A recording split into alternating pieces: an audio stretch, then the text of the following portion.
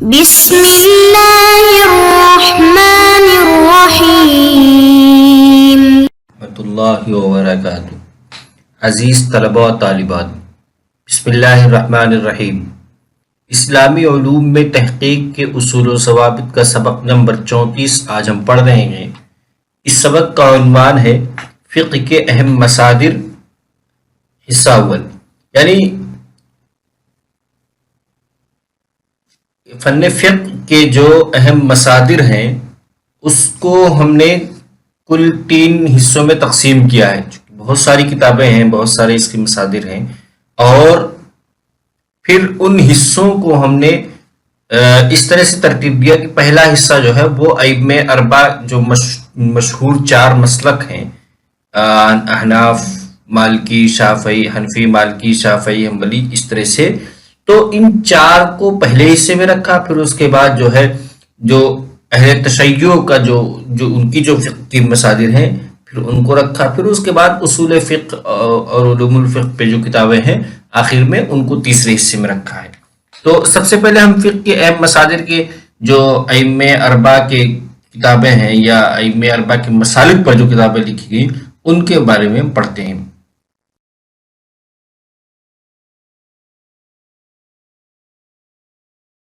فقہ حنفی سب سے پہلے نمبر پہ ہم پڑھتے ہیں فقہ حنفی کے بارے میں۔ فقہ حنفی کی المبسوط شمس الائمہ ابو بکر محمد بن احمد بن سہل السرخسی نے مبسوط کو امام احناف ابو الفضل محمد بن محمد مروزی المعروف حاکم شہید کی کتاب الکافی کی شرح کے طور پر لکھا ہے۔ یعنی امام سرخسی رحمۃ اللہ علیہ نے جو المبسوط لکھی ہے یہ دراصل امام مروزی کی کتاب الکافی کی شرح ہے۔ اس کتاب میں امام سرخسی کا طریقہ کار یہ ہے کہ وہ پہلے مسئلہ ذکر کرتے ہیں، پھر فقہ حنفی کے دلائل بیان کرتے ہیں، اس کے بعد دوسرے مذاہب کے دلائل بیان کرتے ہیں، پھر دلائل کے درمیان موازنہ کرتے ہیں، اس مسئلے کی وجوہ ترجیحات بیان کرتے ہیں جو ان کے نزدیک راجح ہوتا ہے۔ یعنی امام سرخسی کا طریقہ یہ ہے اس کتاب کے اندر کہ وہ سب سے پہلے صورت مسئلہ بیان کرتے ہیں، پھر اس کے بعد اس میں ائمہ کے کیا اقوال ہیں، اس سے متعلق کیا رائے ہیں ائمہ کی، پھر وہ تمام رائے بیان، سب سے پہلے فقہ حنفی کی رائے بیان کرتے ہیں، پھر دوسرے ائمہ کی، پھر اس کے بعد ان کے دلائل بیان کرتے ہیں، دلائل بیان کرنے کے بعد پھر ان دلائل کا موازنہ کرتے ہیں، اور جو دلیل راجح ہوتی ہے یا خاص طور سے وہ فقہ حنفی دلائل کو راجح کرنے کی کوشش کرتے ہیں اور وجہ ترجیح بھی بیان کرتے ہیں۔ یہ اس کتاب کا طریقہ ہے۔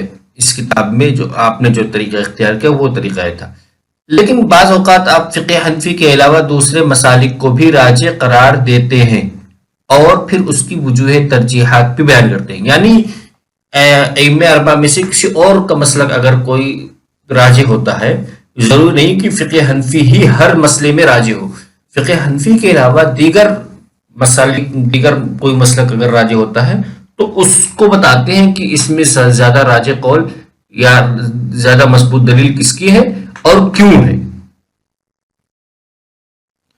بعض اوقات احناف اور دوسرے اصحاب مذاہب کے دلائل کے درمیان ایسی عمدہ تطبیق بیان کرتے ہیں کہ تعارض ختم ہو جاتا ہے۔ یعنی جو آپ دلیلیں ذکر کرتے ہیں تمام ائمہ کی، ان کی دلیلوں میں تطبیق بھی پیش کرتے ہیں۔ احناف کے علاوہ اکثر امام مالک اور امام شافعی کا مسلک ذکر کرتے ہیں، اور بعض اوقات امام احمد ابن حنبل اور اصحاب ظواہر کا مسلک بھی نقل کرتے ہیں۔ یعنی کم از کم 2 ائمہ کے اقوال تو ضرور نقل کرتے ہیں، ایک تو احناف میں سے کسی ائمہ کا، خاص طور سے امام ابو حنیفہ کا، ایک تو یہ خاص ہے۔ اس کے علاوہ پھر یا تو امام مالک کا یا امام شافعی کا یا کبھی کبھار دونوں کا، یا پھر تیسرے نمبر پہ امام احمد ابن حنبل کا، یا اس کے بعد سب سے آخر میں کبھی کبھار اصحاب ظواہر میں سے بھی کسی کا قول نقل کرتے ہیں۔ یہ کتاب فقہ میں مدون کی گئی کتابوں میں ایک لاجواب کتاب ہونے کے ساتھ ساتھ فقہ حنفی کی سب سے بڑی کتاب ہے۔ بعد میں آنے والے مصنفین نے امام سرخسی کی اس کتاب سے زیادہ استفادہ کیا ہے۔ امام سرخسی کی یہ کتاب 1324 ہجری میں قاہرہ کے مکتبہ مطبوعات السعادہ سے 30 جلدوں میں شائع ہوئی تھی. اتنی ضخیم کتاب ہے کہ 30 جلدوں میں شائع ہوئی. تحفۃ الفقہا، علاء الدین محمد بن احمد سمرقندی کی یہ کتاب 1958 عیسوی میں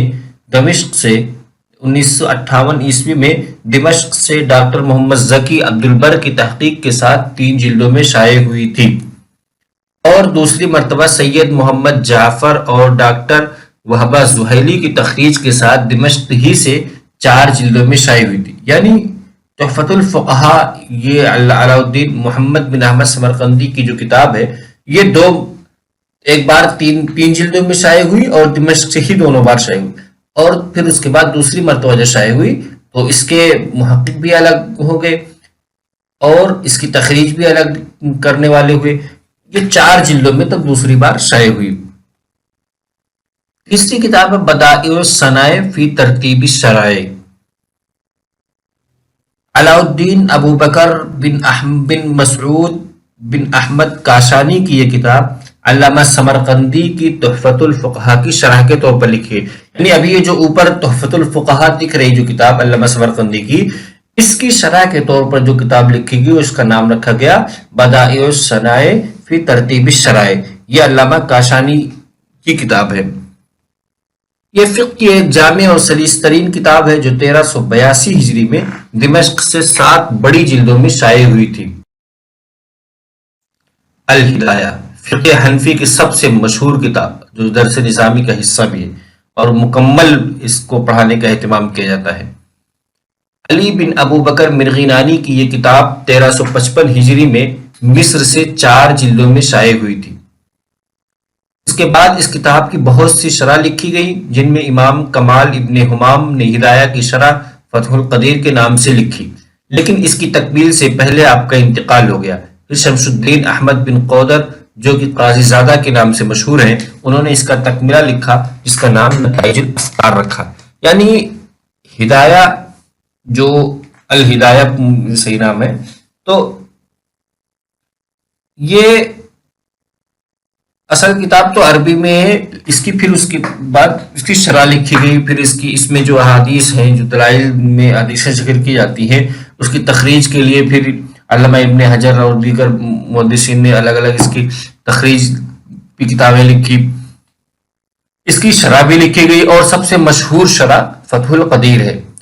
اردو میں بھی اس کی شروحات لکھی گئی، لیکن یہ اردو میں لکھنے والا کوئی ایسا مصنف نہیں ہے، کوئی ایسا شارح نہیں ہے جو فتح القدیر سے بے اعتنائی برت سکے. یعنی فتح القدیر کا حوالہ دے، فتح القدیر سے استفادہ کیے بغیر کسی اور کی شرح مکمل نہیں ہوتی. یعنی خود شرح کے معاملے میں فتح القدیر مصدر کی حیثیت رکھتا ہے.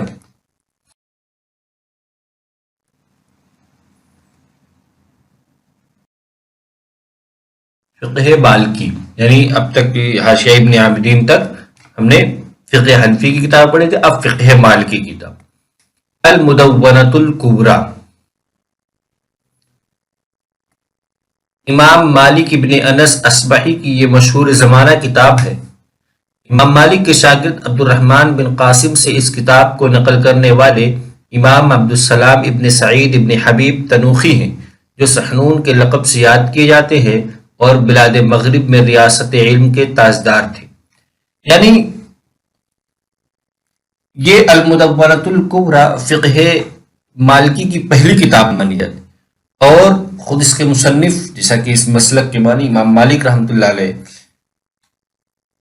اور اس کتاب کو کے جو راوی ہیں وہ آپ کے شاگرد عبد الرحمن بن قاسم.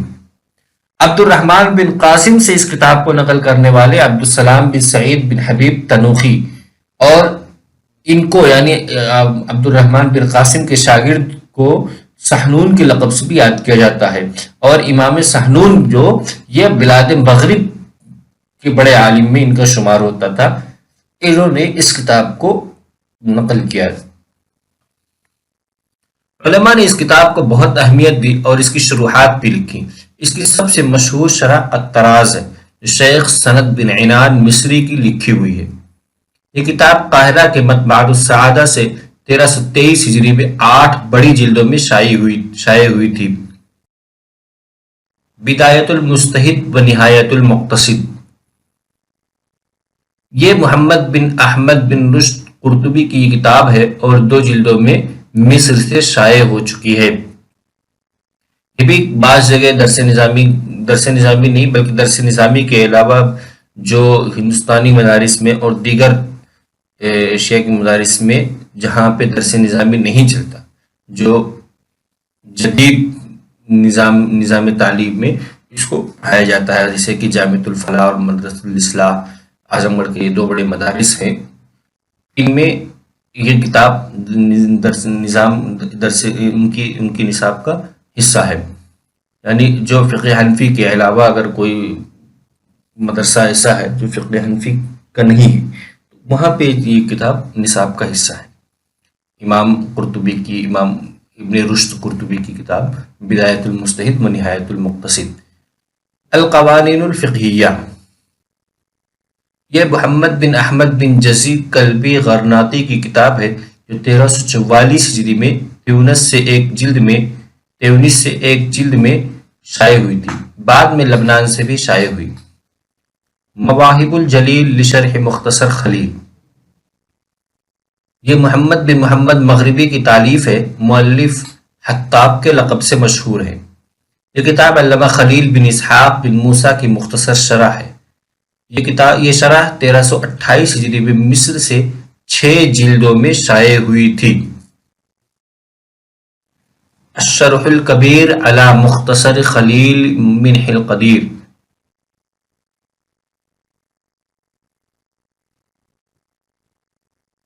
احمد بن محمد بن احمد بن عدوی المعروف بدردیر کی کتاب 1309 ہجری میں مصر سے 4 جلدوں میں شائع ہو چکی ہے۔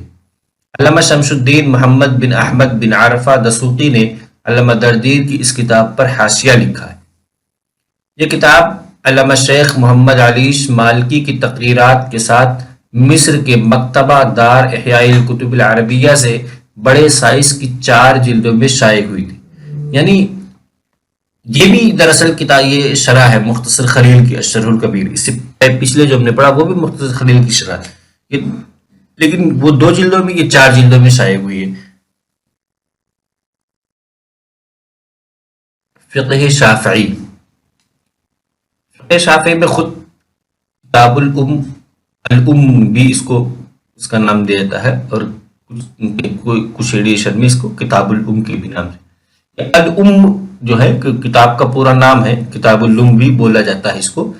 امام شافعی کی کتاب ہے۔ امام شافعی رحمۃ اللہ علیہ کی یہ کتاب قاہرہ کے مطبع امیریہ سے 1321 ہجری میں بڑے سائز کی 7 جلدوں میں شائع ہوئی تھی۔ اس کے حاشیے میں اسماعیل بن یحییٰ مزنی کے مختصر اور امام شافعی کی اختلاف الحدیث ہے۔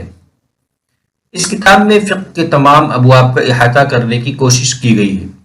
امام شافعی رحمۃ اللہ علیہ نے اسے کتاب در کتاب ترتیب دیا ہے اور ہر کتاب کے تحت کئی ابواب ذکر کیے ہیں۔ یہ ابواب اکثر کسی ایسی آیت یا حدیث سے شروع ہوتے ہیں جنہیں اس باب کی اصل قرار دیا جاتا ہے۔ باب ذکر کرنے کے بعد امام شافعی اپنے مذہب کے احکامات کو عمدہ اور واضح عبارت میں بیان کرتے ہیں۔ یعنی شافعی مسلک کو سمجھنے کے لیے سب سے اوریجنل سورس جو ہے وہ امام شافعی کی خود اپنی کتاب ہے الام کے نام۔ المہذب، ابو اسحاق بن ابراہیم علی شیرازی کی یہ کتاب مصر سے کئی بار چھپ چکی ہے۔ المجموع شرح المہذب، امام یحییٰ بن شرف نووی کی یہ کتاب فقہ شافعی کی سب سے جامع کتاب ہے۔ البتہ اس کتاب کو مکمل کرنے سے پہلے مؤلف انتقال فرما گئے تھے، یعنی المہذب جو پیچھے کتاب نے پڑھی علامہ شیرازی کی، اس کتاب کی شرح کی علامہ نووی نے، اور یہ خود مصدر کی حیثیت رکھتی ہے، یعنی اتنی اوریجنل اتنی آتھینٹک ہے کہ یہ خود مصدر کی حیثیت رکھتی ہے۔ اور المہذب کی شرح المجموع کے نام سے جو امام نووی لکھ رہے تھے یہ آپ مکمل نہیں کر پائے تھے، آپ کا انتقال ہو گیا تھا، بعد میں اس کا تکملہ الگ سے لکھا گیا۔ یہ کتاب قاہرہ سے بڑے سائز کی 9 جلدوں میں شائع ہوئی تھی۔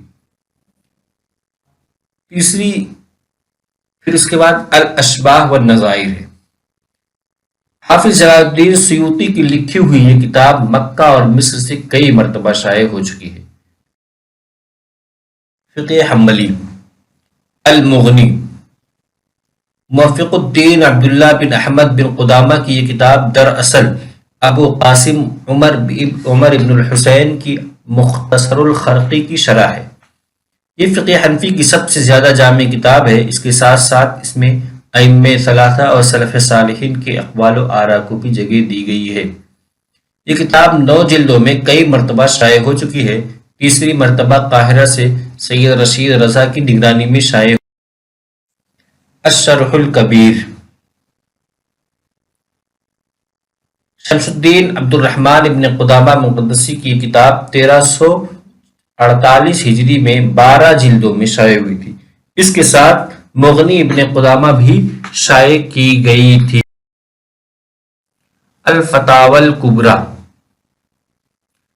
فقہ حنبلی کی کتاب الفتاوی الکبریٰ شیخ الاسلام ابو العباس تقی الدین احمد ابن عبد الحلیم ابن تیمیہ کے فتاوی کا عظیم الشان مجموعہ ہے۔ 1382 ہجری میں ریاض سے بڑے سائز کی 15 جلدوں میں شائع ہوا تھا۔ الفروع، محمد بن مفلح المقدسی کی تحریر کردہ یہ کتاب مصر سے شائع ہوئی تھی۔ کشاف القناع علی متن الاقناع، شیخ منصور بن یونس بہوتی کی یہ کتاب 1366 ہجری میں شائع ہوئی تھی۔ پھر اس کا نیا ایڈیشن مکہ مکرمہ کے گورنمنٹ پریس سے 1394 ہجری میں شائع ہوا تھا۔